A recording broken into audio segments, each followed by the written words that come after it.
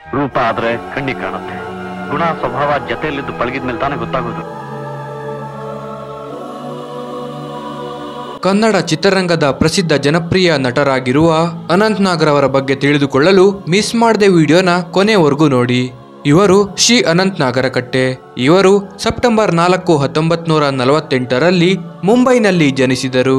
ಇವರ ತಂದೆ ಸದಾನಂದ ನಾಗರಕಟ್ಟೆ ಹಾಗೂ ತಾಯಿ ಆನಂದಿರವರು.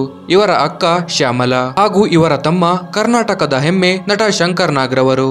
ಇವರ ಶ್ರೀಮತಿ ಖ್ಯಾತ ನಟಿ ಗಾಯತ್ರಿರವರು ಹಾಗೂ ಇವರ ಪ್ರೀತಿಯ ಮಗಳು ಅದಿತಿ. ಇನ್ನು ಅನಂತ್ ನಾಗ್ ರವರು ನಾಯಕ ನಟನಾಗಿ 1973ರಲ್ಲಿ ಸಂಕಲ್ಪ ಚಿತ್ರದ ಮೂಲಕ ಕನ್ನಡ ಚಿತ್ರರಂಗಕ್ಕೆ ಪಾದಾರ್ಪಣೆ ಮಾಡಿದರು. 52 ವರ್ಷಗಳಲ್ಲಿ ಇವತ್ತಿಗೂ ಸಕ್ರಿಯರಾಗಿರುವ ನಮ್ಮ ಅನಂತ್ ನಾಗ್ ರವರು ಕನ್ನಡ, ತಮಿಳು, ಮಲಯಾಳಂ, ತೆಲುಗು, ಹಿಂದಿ ಹಾಗೂ ಮರಾಠಿ ಭಾಷೆಗಳಲ್ಲಿ 250ಕ್ಕೂ ಹೆಚ್ಚು ಸಿನಿಮಾಗಳಲ್ಲಿ ನಟನೆ ಮಾಡಿ ಸೈ ಎನಿಸಿಕೊಂಡಿದ್ದಾರೆ. ನಟ ಅನಂತ್ ನಾಗ್ ರವರ ಸಿನಿ ಬದುಕಿನ 4 ಚಿತ್ರಗಳಾದ ಮಿಂಚಿನ ಓಟ, ಹೊಸ ನೀರು, ಅವಸ್ಥೆ, ಗಂಗವ್ವ ಗಂಗಾಮಾಯಿ ಚಿತ್ರಗಳ ಅಭಿನಯಕ್ಕಾಗಿ ರಾಜ್ಯ ಚಲನಚಿತ್ರದ ಶ್ರೇಷ್ಠ ನಟನ ಪ್ರಶಸ್ತಿ ಬಂದಿದೆ. ಹಾಗೂ ನಾನಿನ್ನ ಬಿಡಲಾರೆ, ಪಣ, ಹೆಂಡತಿಗೆ ಹೇಳ್ಬೇಡಿ, ಗೌರಿ ಗಣೇಶ ಚಿತ್ರಗಳ ಅಭಿನಯಕ್ಕಾಗಿ ಇವರಿಗೆ ಫಿಲ್ಮ್ಫೇರ್ ಅವಾರ್ಡ್ ಲಭಿಸಿದೆ. ಇನ್ನು ಇವರು ಬರೆದಿರುವ ನನ್ನ ತಮ್ಮ ಶಂಕರ ಪುಸ್ತಕಕ್ಕೆ ಕನ್ನಡ ಸಾಹಿತ್ಯ ಅಕಾಡೆಮಿಯ ಪ್ರಶಸ್ತಿ ಕೂಡ ದೊರಕಿದೆ. ಕಿರುತೆರೆಯಲ್ಲಿ ಅನಂತ್ ನಾಗ್ ರವರು 6 ಸೀರಿಯಲ್ಗಳಲ್ಲಿ ನಟಿಸಿದ್ದಾರೆ. ನಟರಾಗಿ ಅಷ್ಟೇ ಅಲ್ಲದೆ ರಾಜಕೀಯದಲ್ಲೂ ಕೂಡ ತನ್ನ ಛಾಪನ್ನು ಮೂಡಿಸಿದ್ದಾರೆ. 1994ರಲ್ಲಿ ಮಲ್ಲೇಶ್ವರಂ ಕ್ಷೇತ್ರದಿಂದ ಗೆದ್ದು ಬೆಂಗಳೂರು ನಗರಾಭಿವೃದ್ಧಿ ಸಚಿವರಾಗಿ ರಾಜ್ಯ ಸರ್ಕಾರದಲ್ಲಿ ಮಂತ್ರಿಯಾಗಿ ಕೂಡ ಸೇವೆ ಸಲ್ಲಿಸಿದ್ದಾರೆ. ಕನ್ನಡ ಚಿತ್ರರಂಗಕ್ಕೆ ಪ್ರವೇಶ ಮಾಡುವ ಮೊದಲೇ ನಟ ಅನಂತ್ ನಾಗ್ ರವರು ಹಿಂದಿ ಸಿನಿಮಾಗಳಲ್ಲಿ ನಟಿಸಿದ್ದಾರೆ. ಹಿಂದಿ ಸಿನಿಮಾಗಳಲ್ಲಿ ನಟಿಸುವಾಗ ಅನಂತ್ ನಾಗರಕಟ್ಟೆ ಅಂತಿದ್ದ ಹೆಸರನ್ನೇ ಅನಂತ್ ನಾಗ್ ಆಗಿ ಬದಲಾವಣೆ ಮಾಡಿಕೊಂಡಿದ್ದಾರೆ. ನಟ ಅನಂತ್ ನಾಗ್ ರವರ ಬಾಲ್ಯ 12 ವರ್ಷಗಳವರೆಗೆ ಮೊದಲ 6 ವರ್ಷ ಕಾಂಚನಗಡ ಹತ್ತಿರ ಇದ್ದ ಆನಂದ ಆಶ್ರಮದಲ್ಲಿ ಕಳೆದರು. ಅನಂತರ ಅನಂತ್ ನಾಗ್ ರವರ ತಂದೆ ಅಲ್ಲಿಂದ ವರ್ಗಾವಣೆ ಆದ ಮೇಲೆ ಉತ್ತರ ಕನ್ನಡ ಜಿಲ್ಲೆಯಲ್ಲಿ ಕಳೆದರು. ನಟ ಅನಂತ್ ನಾಗ್ ರವರನ್ನು ಮಠದ ಸನ್ಯಾಸಿ ಮಾಡಬೇಕೆಂದು ಆಸಕ್ತಿ ಇಟ್ಟುಕೊಂಡಿದ್ದರಂತೆ ಅನಂತ್ ನಾಗ್ ರವರ ತಂದೆ. ಅನಂತ್ ನಾಗ್ ರವರ ಒಂದು ಮುಖವನ್ನು ನೀವು ಸಿನಿಮಾಗಳಲ್ಲಿ ನೋಡಿರುತ್ತೀರಿ, ಆದರೆ ಇವರ ಇನ್ನೊಂದು ಮುಖವಾದ ಆಧ್ಯಾತ್ಮಿಕ ಹಾಗೂ ಧಾರ್ಮಿಕ ಚಿಂತನೆ ತುಂಬಾ ಚೆನ್ನಾಗಿದೆ. ಹಾಗೂ ನಟ ಅನಂತ್ ನಾಗ್ ರವರು ತಬಲಾ ಬಾರಿಸುವುದರಲ್ಲೂ ಕೂಡ ತುಂಬಾ ನಿಪುಣರು. ಇನ್ನು ನಟ ಅನಂತ್ ನಾಗ್ ರವರು ಬಾಲ್ಯದಿಂದಲೇ ಸಾಕಷ್ಟು ಇಂಗ್ಲಿಷ್ ಸಿನಿಮಾಗಳನ್ನು ನೋಡುತ್ತಿದ್ದರಂತೆ. ಇಂಗ್ಲಿಷ್ ಸಿನಿಮಾಗಳನ್ನು ನೋಡುತ್ತಲೇ ನಟನೆಯ ಸೂಕ್ಷ್ಮತೆಯನ್ನು ಅರಿತ ಅನಂತ್ ನಾಗ್ ರವರು ನ್ಯಾಚುರಲ್ ಆಗಿ ಸಹಜವಾಗಿ ನಟಿಸಲು ಕಲಿತರಂತೆ. ಇನ್ನು ಅನಂತ್ ನಾಗ್ ರವರ ವಿದ್ಯಾಭ್ಯಾಸದ ಬಗ್ಗೆ ನೋಡುವುದಾದರೆ 10ನೇ ತರಗತಿಯ ನಂತರ ಅನಂತ್ ನಾಗ್ ರವರು ಸೈನ್ಸ್ ಅನ್ನು ತೆಗೆದುಕೊಂಡು ಇಂಟರ್ ಸೈನ್ಸ್ ವರೆಗೂ ಓದಿದ್ದಾರೆ. ಅಷ್ಟರಲ್ಲಿ ಅವರ ತಂದೆ ಪತ್ರ ಬರೆದರು, ನಿನಗೆ ಈ ನಾಟಕ ಏನೂ ಇಷ್ಟ ಇಲ್ಲ ಅಂದರೆ ಇನ್ಮೇಲೆ ನೀನೇ ದುಡಿದು ನೀನೇ ಓದು ಎಂದು ಹೇಳಿದ್ದಾರೆ. ನಂತರ ಮುಂಬೈನಲ್ಲಿ ಕ್ರೀಡೆಯಲ್ಲಿ ಇದ್ದವರಿಗೆ ಬ್ಯಾಂಕ್ನಲ್ಲಿ ಕೆಲಸ, ಪ್ರೈವೇಟ್ ಕಂಪನಿಯಲ್ಲಿ ಕೆಲಸ ಕೊಡೋದು ನಡೆಯುತ್ತೆ. ಇದರಿಂದ ಅನೇಕರು ಕೆಲಸ ಪಡೆದುಕೊಂಡಿದ್ದರು. ಇದರಿಂದ ಇನ್ಸ್ಪೈರ್ ಆದ ಅನಂತ್ ನಾಗ್ ರವರು ಇವರು ಕೂಡ ಬ್ಯಾಂಕ್ ಒಂದರಲ್ಲಿ ಕೆಲಸ ಕೇಳಿ ಅನಂತರ ಅವರನ್ನು ಕರೆಸಿ ತಾವು ನಾಟಕದಲ್ಲಿ ನಟನೆ ಮಾಡುವುದನ್ನು ತೋರಿಸಿ ಅನಂತರ ಯೂನಿಯನ್ ಬ್ಯಾಂಕ್ ನಲ್ಲಿ ಕೆಲಸ ಪಡೆದುಕೊಂಡರು. ಜೊತೆಗೆ ರಂಗಭೂಮಿಯಲ್ಲೂ ಕೂಡ ಆ ಸಮಯದಲ್ಲಿ ಭಾರಿ ಜನಪ್ರಿಯತೆ ಗಳಿಸಿದ್ದರು. ಹೆಚ್ಚಾಗಿ ಕೊಂಕಣಿಯಲ್ಲಿ ಅನಂತ್ ನಾಗ್ ರವರು ನಾಟಕ ಮಾಡಿದ್ದಾರೆ. 1967ರಿಂದ 1971ರವರೆಗೆ ಸರಿಸುಮಾರು 50 ನಾಟಕಗಳಲ್ಲಿ ವಿಭಿನ್ನ ಪಾತ್ರಗಳಲ್ಲಿ ನಟಿಸುವ ಅವಕಾಶ ಇವರಿಗೆ ಸಿಕ್ಕಿದೆ. ಅನಂತರ ಕೆಲವೇ ವರ್ಷಗಳಲ್ಲಿ ಅನಂತ್ ನಾಗ್ ಅವರದ್ದೇ ಪ್ರೊಡಕ್ಷನ್, ಡೈರೆಕ್ಷನ್ ಮತ್ತು ಅವರೇ ಆಕ್ಟರ್ ಅನ್ನುವ ಲೆವೆಲ್ಗೆ ಬೆಳೆದರು. ಹಿಂದಿಯಲ್ಲಿ 7 ಸಿನಿಮಾಗಳಲ್ಲಿ ನಟಿಸಿದ್ದಾರೆ ನಟ ಅನಂತ್ ನಾಗ್. ಹಿಂದಿಯಲ್ಲಿ ಅಂಕುರ, ಕನ್ನಡದಲ್ಲಿ ಸಂಕಲ್ಪ ಸಿನಿಮಾದ ನಂತರ ಇವರಿಗೆ ಅಂತಹ ಹೇಳಿಕೊಳ್ಳುವಂತಹ ಅವಕಾಶಗಳು ಬರೋದಿಲ್ಲ. ಮತ್ತೆ ಕೆಲ ಸಮಯ ನಾಟಕಗಳನ್ನು ಮಾಡುತ್ತಾ ಬಂದರು. ಇದರ ನಡುವೆ ಕನ್ನಡದ ಮತ್ತೊಂದು ಸಿನಿಮಾಗೆ ನಾಯಕನ ಪಾತ್ರಕ್ಕೆ ಆಯ್ಕೆ ಆಗುತ್ತಾರೆ. ಅನಂತರ ಆ ಸಿನಿಮಾದವರು ಬೆಂಗಳೂರಿಗೆ ಬನ್ನಿ ಎಂದು ಹೇಳುತ್ತಾರೆ. ಬೆಂಗಳೂರಿಗೆ ರೈಲಿನಲ್ಲಿ ಹೊರಟ ಅನಂತ್ ನಾಗ್ ಅವರಿಗೆ ಅಂದು ರೈಲಿನಲ್ಲಿ ಹೊರಟಿದ್ದಷ್ಟೇ ನೆನಪಿದೆಯಂತೆ. ನಂತರ ಅನಂತ್ ನಾಗ್ ರವರು ಕಣ್ಣು ಬಿಟ್ಟರೆ ವಿಕ್ಟೋರಿಯಾ ಆಸ್ಪತ್ರೆಯಲ್ಲಿ ಇದ್ದರಂತೆ. ಪ್ರಜ್ಞೆ ಬಂದ ನಂತರ ಆಸ್ಪತ್ರೆಯಲ್ಲಿ ಇದ್ದ ಡಾಕ್ಟರ್ ದೇವದತ್ ಅನ್ನುವವರು ಅನಂತ್ ನಾಗ್ ಅವರಿಗೆ ಏನಾಗಿದೆ ಎಂದು ಹೇಳಿದರು. ವಿಷಯ ಕೇಳಿ ಅನಂತ್ ನಾಗ್ ರವರು ಮೊದಲಿಗೆ ಶಾಕ್ ಆದರಂತೆ. ನಂತರ ಆ ಡಾಕ್ಟರ್ ದೇವದತ್ ಅನ್ನುವವರೇ ಅವರ ಮನೆಗೆ ಅನಂತ್ ನಾಗ್ ಅವರನ್ನು ಕರೆದುಕೊಂಡು ಹೋಗಿ ಸ್ವಲ್ಪ ದಿನ ನೋಡಿಕೊಂಡಿದ್ದಾರೆ. ಸಂಪೂರ್ಣ ಗುಣಮುಖರಾದ ಬಳಿಕ ಅನಂತ್ನಾಗ್ ರವರು ಬಾಲ್ಯದಲ್ಲಿ ಸಮಯ ಕಳೆದ ಆಶ್ರಮಕ್ಕೆ ಹೋಗಲು ಮುಂದಾಗುತ್ತಾರೆ. ಡಾಕ್ಟರ್ ದೇವದತ್ ಅವರಿಗೆ ಧನ್ಯವಾದ ತಿಳಿಸಿ ಆನಂದ ಆಶ್ರಮಕ್ಕೆ ಹೋಗುತ್ತಾರೆ. ಅಲ್ಲಿ ಕೂಡ 20 ದಿನ ಇದ್ದು ಅಲ್ಲಿಂದ ಮುಂಬೈಗೆ ಹೊರಡುತ್ತಾರೆ. ಅನಂತರ ಇವರ ಚಿತ್ರಗಳು ಬ್ಯಾಕ್ ಟು ಬ್ಯಾಕ್ ಹಿಟ್ ಆಗಲು ಶುರುವಾಗುತ್ತೆ. ದೇವರ ಕಣ್ಣು, ಬಯಲುದಾರಿ, ಅನುರೂಪ, ನಾನಿನ್ನ ಬಿಡಲಾರೆ ಹೀಗೆ ಅನೇಕ ಸಿನಿಮಾಗಳನ್ನು ಮಾಡಿ ಜನಪ್ರಿಯತೆ ಗಳಿಸುತ್ತಾರೆ. ಬಯಲುದಾರಿ ಸಿನಿಮಾ ಒಪ್ಪಿಕೊಂಡಾಗ ತುಂಬಾ ಖುಷಿಯಿಂದ ಒಪ್ಪಿಕೊಂಡು ನಂತರ ಒಂದು ಕಂಡೀಷನ್ ಹಾಕಿದ್ದರಂತೆ. ಅದು ಏನೆಂದರೆ, ನನಗೆ ಸಿನಿಮಾದಲ್ಲಿ ಡ್ಯಾನ್ಸ್ ಮತ್ತು ಫೈಟ್ ಕೊಡಬೇಡಿ, ಬೇಕಿದ್ದರೆ ಸಾಂಗ್ ನಲ್ಲಿ ಅಭಿನಯ ಮಾಡ್ತೀನಿ ಅಂತ ಹೇಳಿದ್ದರಂತೆ. ನೀವು ಕೂಡ ನಟ ಅನಂತ್ನಾಗ್ ರವರ ಸಿನಿಮಾಗಳನ್ನು ಸಾಕಷ್ಟು ನೋಡಿರುತ್ತೀರಾ. ಹೆಚ್ಚಾಗಿ ಅವರು ಡ್ಯಾನ್ಸ್ ಮತ್ತು ಫೈಟ್ ಮಾಡಿರುವ ಸನ್ನಿವೇಶಗಳು ಕಡಿಮೆನೆ. ಇನ್ನು ಆ ಕಾಲದಲ್ಲೇ ಹೆಲಿಕಾಪ್ಟರ್ ಬಳಸಿ ಶೂಟಿಂಗ್ ಮಾಡಿರೋದು ತುಂಬಾ ವಿಶೇಷ.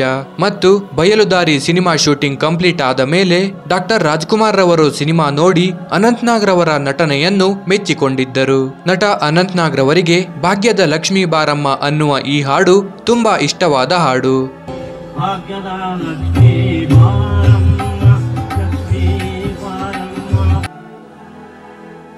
ನಟ ಅನಂತ್ನಾಗ್ ರವರಿಗೆ ಸಿಕ್ಕಿರುವ ದೊಡ್ಡ ಮೆಚ್ಚುಗೆ ಏನೆಂದರೆ, ಕನ್ನಡ ಚಿತ್ರಗಳಲ್ಲಿ ಮೊದಲು ಮೇನ್ ಸ್ಟೋರಿ ಬೇರೆ ಮತ್ತು ಕಾಮಿಡಿ ಟ್ರ್ಯಾಕ್ ಬೇರೆ ಅಂತ ಇತ್ತು. ಹೀರೋಗಳಿಗೆ ಕಾಮಿಡಿ ಮಾಡಲು ಆಗುತ್ತಿರಲಿಲ್ಲ. ಹೀರೋಗಳು ಕೂಡ ಕಾಮಿಡಿ ಮಾಡಬಹುದು ಅಂತ ಕನ್ನಡ ಇಂಡಸ್ಟ್ರಿಗೆ ತೋರಿಸಿಕೊಟ್ಟಿದ್ದೆ ನಮ್ಮೆಲ್ಲರ ಪ್ರೀತಿಯ ಅನಂತ್ನಾಗ್ ರವರು. ಸಿನಿಮಾಗಳಲ್ಲಿ ನಟಿಸುವಾಗಲೂ ಸುಮಾರು ನಾಟಕ ಪ್ರದರ್ಶನಗಳಲ್ಲಿ ಕೂಡ ನಟ ಅನಂತ್ನಾಗ್ ರವರು ಅಭಿನಯ ಮಾಡಿದ್ದಾರೆ. ನಟ ಅನಂತ್ನಾಗ್ ರವರಿಗೆ ಸಹೋದರ ಶಂಕರ್ ನಾಗ್ ಅವರನ್ನು ಕಂಡರೆ ತುಂಬಾ ಪ್ರೀತಿ. ಇನ್ನು ನಟ ಶಂಕರ್ ನಾಗ್ ಅವರಿಗೆ ಅಣ್ಣನನ್ನು ಕಂಡರೆ ಬಹಳಷ್ಟು ಗೌರವ ಮತ್ತು ಭಯ ಕೂಡ ಇತ್ತು. ಅನಂತ್ನಾಗ್ ಮತ್ತು ಶಂಕರ್ ನಾಗ್ ರವರು ಅಣ್ಣ ತಮ್ಮನ ತರ ಇದ್ರು ಅನ್ನೋದಕ್ಕಿಂತ ಅಪ್ಪ ಮಗನ ತರ ಇದ್ರು. ಮಿಂಚಿನ ಓಟ, ಒಂದು ಹೆಣ್ಣು 6 ಕಣ್ಣು, ಆಕ್ಸಿಡೆಂಟ್, ತಾಯಿ, ಜನ್ಮ ಜನ್ಮದ ಅನುಬಂಧ ಸೇರಿದಂತೆ ಹಲವು ಸಿನಿಮಾಗಳಲ್ಲಿ ಶಂಕರ್ ನಾಗ್ ಜೊತೆ ಅನಂತ್ನಾಗ್ ರವರು ತೆರೆ ಹಂಚಿಕೊಂಡಿದ್ದಾರೆ. ಸಹೋದರ ಶಂಕರ್ ನಾಗ್ ರವರ ಬಗ್ಗೆ ನಟ ಅನಂತ್ನಾಗ್ ರವರ ಮನದಾಳದ ಮಾತು. ಶಂಕರ್ ಕೂಡ ಮುಂಬೈನಲ್ಲಿ ನನ್ನ ಜೊತೆಯಲ್ಲೇ ಬೆಳೆದ. ನಾನು ಅವನಿಗೆ ಒಂದು ರೀತಿಯಲ್ಲಿ ಅಣ್ಣ ಆದರೆ ಇನ್ನೊಂದು ರೀತಿಯಲ್ಲಿ ಸಾಕು ತಂದೆ ಆದೆ. ನಾನು ಸಿನಿಮಾಗೆ ಬಂದೆ, ಅವನು ಕೂಡ ಸಿನಿಮಾಗೆ ಬಂದ. ಕೇವಲ 12 ವರ್ಷದಲ್ಲೇ ಕನ್ನಡ ಚಿತ್ರರಂಗದಲ್ಲಿ ಅನೇಕ ಸಾಧನೆ ಮಾಡಿದ. ಶಂಕರ್ ಮೊದಲ ಚಿತ್ರದಲ್ಲೇ ಬೆಸ್ಟ್ ಆಕ್ಟರ್ ಅವಾರ್ಡ್ ಪಡೆದುಕೊಂಡ. ಅವನಿಗೆ ನಿರ್ದೇಶನದತ್ತ ಒಲವಿತ್ತು. ತದನಂತರ ಸಿನಿಮಾಗಳು ಮಾಡಿದ್ವಿ, ಮಾಲ್ಗುಡಿ ಡೇಸ್ ಮಾಡಿದ್ವಿ, ಒಳ್ಳೆಯ ಯಶಸ್ಸು ಸಿಕ್ತು. ಅಷ್ಟರಲ್ಲಿ ಆ ದೇವರಿಗೆ ಏನನ್ನಿಸ್ತೋ ಏನೋ ಹಠಾತ್ತನೆ ಕರೆದುಕೊಂಡು ಬಿಟ್ಟ. ಬಹುಶಃ ದೇವರು ಅವನಿಗೆ ಆಯಸ್ಸು ಕೊಟ್ಟಿದ್ದೇ ಕಡಿಮೆ ಅನ್ನಿಸುತ್ತೆ. ಮಾಲ್ಗುಡಿ ಡೇಸ್ ಆದ ಮೇಲೆ ಶಂಕರ್ಗೆ ಚಡಪಡಿಕೆ. ಆ ಪ್ರಾಜೆಕ್ಟ್ ಈ ಪ್ರಾಜೆಕ್ಟ್ ಅಂದ್ಕೊಂಡು ನಾವೇ ಅದೇ ಅವಸರದಲ್ಲಿ ಸಂಕೇತ್ ಸ್ಟುಡಿಯೋ ಹಾಕೊಂಡಿದ್ದು. ಜೊತೆಗೆ ನಾವು ಆರ್ಥಿಕವಾಗಿ ಆಗಲೇ ಸಮಸ್ಯೆಯಲ್ಲಿ ಇದ್ವಿ. ನಾನು ಆಗ್ಲೇ ಹೇಳ್ದೆ ಶಂಕರ್ಗೆ, ನೀನ್ ಹೋಗೋ ಸ್ಪೀಡ್ ನೋಡಿದ್ರೆ ಏನಾಗುತ್ತೋ ಗೊತ್ತಿಲ್ಲ. ನೋಡು, ನಾವಿಬ್ಬರು ಇದ್ದಾಗ ಸಾಲ ಕೊಡೋಕೆ ತುಂಬಾ ಜನ ಇರ್ತಾರೆ. ಒಬ್ಬ ಇಲ್ಲ ಅಂದ್ರು ಹೋದವನು ಬಚಾವ್, ಇದ್ದವನು ಅನುಭವಿಸುತ್ತಾನೆ. ಯಾವ ಕ್ಷಣದಲ್ಲಿ ಈ ಮಾತು ಹೇಳಿದ್ನೋ ಆ ಭಗವಂತ ಅವನನ್ನು 35 ವರ್ಷಕ್ಕೆ ಕರೆದುಕೊಂಡು ಬಿಟ್ಟ. ಎಲ್ಲ ವಿಧಿ ದೈವದ್ದೇ. ಆದರೆ ಶಂಕರ್ ಹೋದಾಗ ಒಂದು ಕಡೆ ನೋವು, ಆ ನೋವು ಅನುಭವಿಸೋದಕ್ಕೂ ಕೂಡ ಸಮಯವಿರಲಿಲ್ಲ. ಅಷ್ಟೊಂದು ದೊಡ್ಡದಾದ ಸಮಸ್ಯೆಗಳು ಹುಟ್ಟಿಕೊಂಡವು. ಆಮೇಲೆ ಎಲ್ಲರೂ ಹೇಳ್ತಾರೆ ಅಲ್ವಾ, ನಿಮ್ಮ ಕಷ್ಟ ಕಾಲದಲ್ಲಿ ನೋಡಿ ಆವಾಗ ಗೊತ್ತಾಗುತ್ತೆ ನಿಮ್ಮ ನಿಜವಾದ ಸ್ನೇಹಿತರು ಯಾರೆಂದು ಅಂತ. ಅದನ್ನು ನೋಡುವ ಸಮಯ ಬಂದೇ ಬಿಡ್ತು. ಆದರೆ ಆ ಸಮಯದಲ್ಲಿ ನನಗೆ ಗಟ್ಟಿಯಾಗಿದ್ದು ಮತ್ತು ಬೆಂಬಲವಾಗಿ ನಿಂತಿದ್ದು ನನ್ನ ಪತ್ನಿ ಗಾಯತ್ರಿ. ಅನಂತರ ಆ ಎಲ್ಲ ಸಮಸ್ಯೆಗಳಿಂದ ಸುಧಾರಿಸಿಕೊಂಡು ಹೊರಬರಲು 10 ವರ್ಷ ಆಯ್ತು. ಒಂದು ಕಡೆ ಅವನು ಹೋದ ನೋವು, ಇನ್ನೊಂದು ಕಡೆ ಈ ರೀತಿ ಆಯ್ತಲ್ಲ. ಒಂದೊಂದ್ಸಲ ಅನ್ನಿಸುತ್ತೆ ಆ ದೇವರೇ ನನಗೆ ಶಿಕ್ಷಿಸಲು ದಂಡಿಸಲು ಅವನನ್ನು ಬೇಗ ಕರ್ಕೊಂಡು ಬಿಟ್ನಾ ಅಂತ. ಅದಕ್ಕೆ ಆ ಭಗವಂತನನ್ನು ನಾನು ಕ್ಷಮಿಸೋದಿಲ್ಲ, ಅವನನ್ನು ಬೇಗ ಎಳ್ಕೊಂಡು ಹೋಗಿದ್ದಕ್ಕೆ. ಆಮೇಲೆ ಇನ್ನೊಂದು ವಿಷಯ, ಇದನ್ನು ಹೇಳಲೇಬೇಕು. ಶಂಕರ್ ಕೆಲವು ಹಿಟ್ ಸಿನಿಮಾಗಳನ್ನು ಕೊಟ್ಟ ಮೇಲೆ ಕೆಲವರು ಅವನನ್ನು 1 ಗಂಟೆ ಕೂಡ ರೆಸ್ಟ್ ಮಾಡಲು ಬಿಡದೆ ಅವನನ್ನು ದುಡಿಸೋದಕ್ಕೆ ಹಿಂದೆ ಮುಂದೆ ನೋಡಲಿಲ್ಲ. ಕೊನೆಗೆ ಯಾರಿಗೂ ಮಹಾ ಉಪಕಾರ ಮಾಡಲು ಹೋಗಿನೇ ಅವನಿಗೆ ಆಕ್ಸಿಡೆಂಟ್ ಕೂಡ ಆಗಿದ್ದು. ಇನ್ನು ನಟ ಅನಂತ್ ನಾಗ್ ಅವರಿಗೆ ಗಾಯತ್ರಿ ಅವರು ಶೂಟಿಂಗ್ ಸೆಟ್ ನಲ್ಲಿ ಪರಿಚಯ ಆಗಿದ್ದು, ಅದು ಕೂಡ ಶಂಕರ್ ನಾಗ್ ಜೊತೆ ನಟಿ ಗಾಯತ್ರಿ ರವರು ಸಿನಿಮಾ ಶೂಟಿಂಗ್ ನಲ್ಲಿ ತೊಡಗಿದ್ದರು. ಆ ಸಂದರ್ಭದಲ್ಲಿ ನಟ ಶಂಕರ್ ನಾಗ್ ಅವರು ನಟಿ ಗಾಯತ್ರಿ ರವರನ್ನು ನಮ್ಮ ಅಣ್ಣ ಇಲ್ಲೇ ಪಕ್ಕದ ಸೆಟ್ ನಲ್ಲಿ ಆಕ್ಟ್ ಮಾಡ್ತಿದ್ದಾರೆ, ಬನ್ನಿ ಅಂತ ಹೇಳಿ ಕರ್ಕೊಂಡು ಬಂದಾಗ ನಟ ಅನಂತ್ ನಾಗ್ ರವರು ನಾರದನ ಗೆಟಪ್ ನಲ್ಲಿ ಇದ್ದರು. ಆವಾಗಲೇ ಮೊದಲ ಬಾರಿಗೆ ಗಾಯತ್ರಿ ರವರು ಅನಂತ್ ನಾಗ್ ರವರನ್ನು ನೋಡಿದ್ದು. ಅನಂತರ ಅನಂತ್ ನಾಗ್ ರವರ ಜೊತೆಯಲ್ಲೇ ಸುಖ ಸಂಸಾರಕ್ಕೆ 12 ಸೂತ್ರಗಳು ಸಿನಿಮಾದಲ್ಲಿ ನಟಿ ಗಾಯತ್ರಿ ರವರು ನಟಿಸಿದ್ದಾರೆ.